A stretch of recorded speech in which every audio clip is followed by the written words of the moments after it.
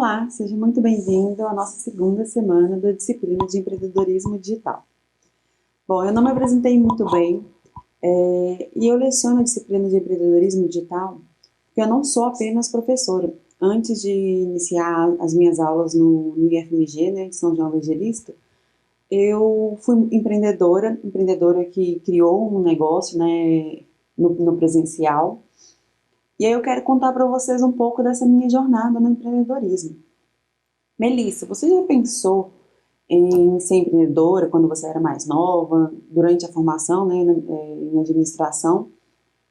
Então, confesso que eu nunca tinha pensado e eu até me afastava um pouco do empreendedorismo, porque a vida de empreendedor, ela começou, né, na minha vida desde pequenininha. Os meus pais sempre foram autônomos e quando eu tinha 11 anos, minha mãe abriu uma floricultura que durou até os meus 21 anos.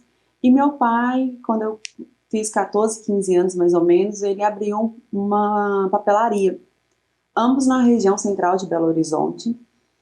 E logo depois que eu ia para a aula, né, no ensino fundamental, no ensino médio, eu tinha que ir para os negócios dele, ou para floricultura ou para a papelaria. E acabava que eu não tinha uma rotina muito de estudo, sabe? Eu chegava da escola, almoçava com a minha mãe ou com meu pai e ficava ajudando, né? Trabalhando com eles no dia a dia. Depois voltava para casa e aí eu lá só ia fazer minhas atividades, meus deveres da escola depois das 5, 6 horas. E acabava que eu botava muita culpa do meu desempenho na escola, de não terminar todas as minhas atividades até às 5 horas da tarde, porque eu sempre estudei de manhã, por culpa das empresas dos meus pais, né?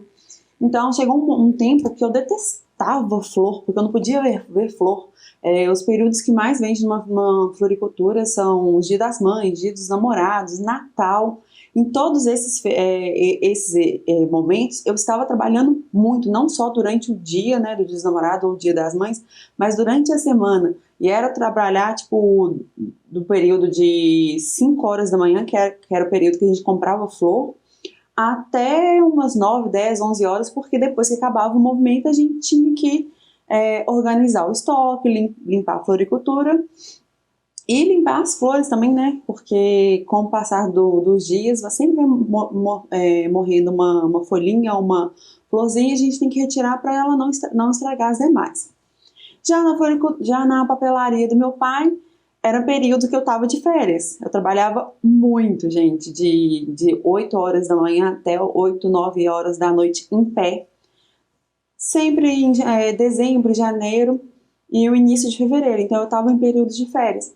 Então eu não pensava muito em relação ao empreendedorismo, né, em abrir uma empresa, justamente porque eu convivia com a rotina dos meus pais. Mas foi graças a essa rotina que eu aprendi a vender, que eu aprendi a conversar, a ter mais coragem, a falar não muitas vezes para um cliente que era inconveniente, né?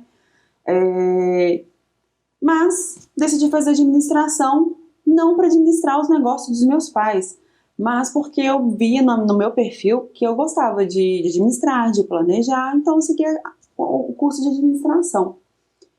E no decorrer do curso, eu também não pensei em abrir nenhuma empresa. Eu queria trabalhar com gestão de projetos, mas a minha jornada no pensamento empreendedor começou na graduação.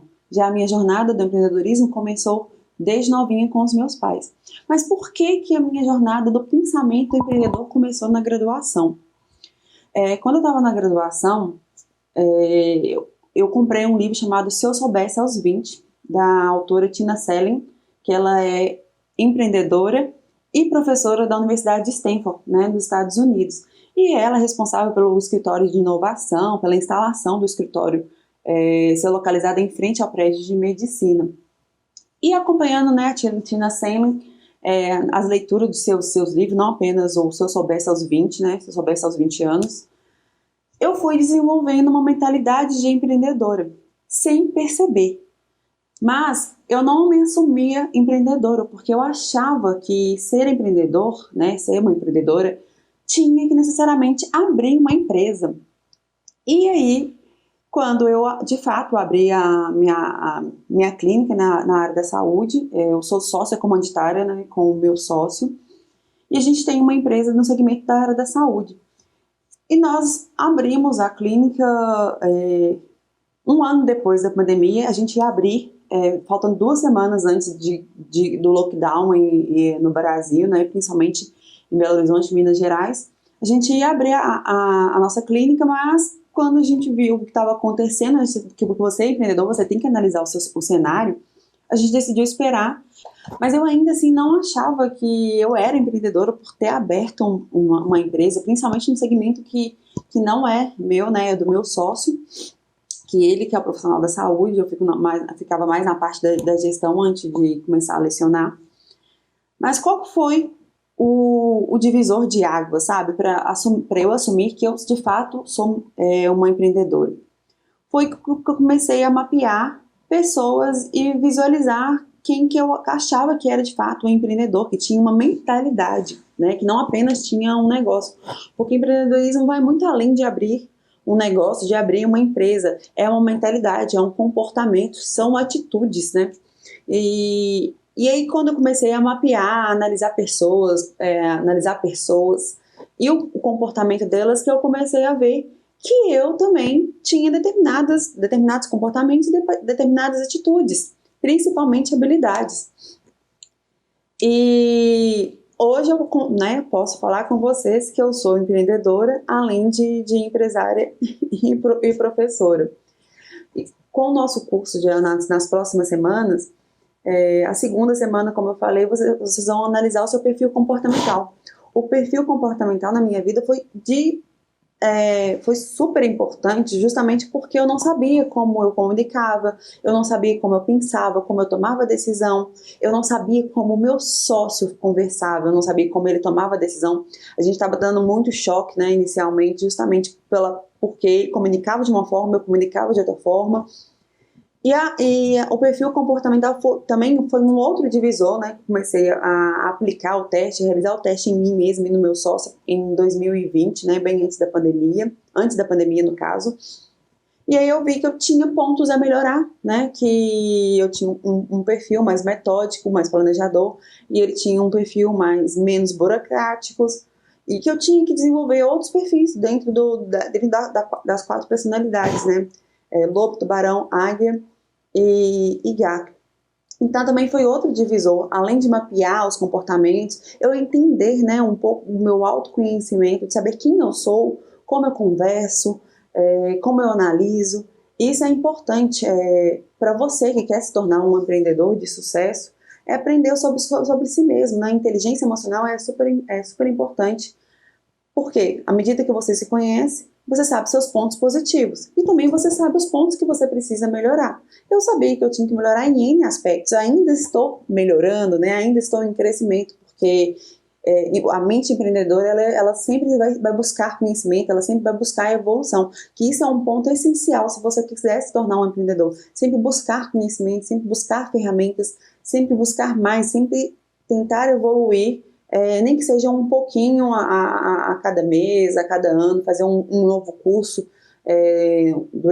pelo menos uma vez no ano, ou fazer uma pós, né, de 2 em 2 anos. Isso vai muito das suas metas, né?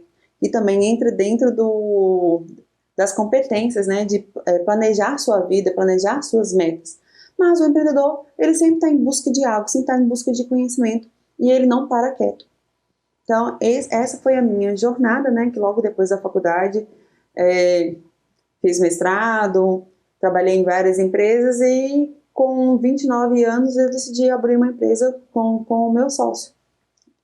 Então é isso, eu espero que tenha ficado um pouco claro sobre o meu perfil.